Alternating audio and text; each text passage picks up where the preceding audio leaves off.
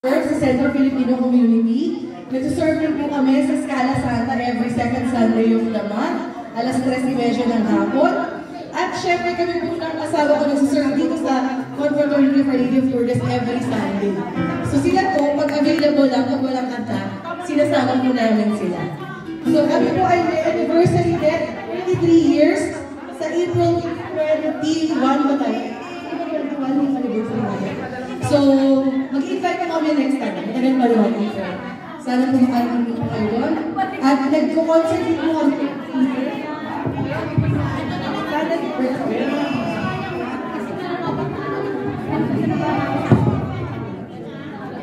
So, nagko-concert din po kami every year and we're part of the isang tinig choir na kumakanta sa Vatican kapag simbang gabi. Basta may occasions ng Central Filipino. I invite you all to listen to our first song, which is O Santissima, dedicated to Our Lady of Lourdes. Sana po mag-enjoy po kayo. Okay, a warm of applause for Canilacan Choir, everybody!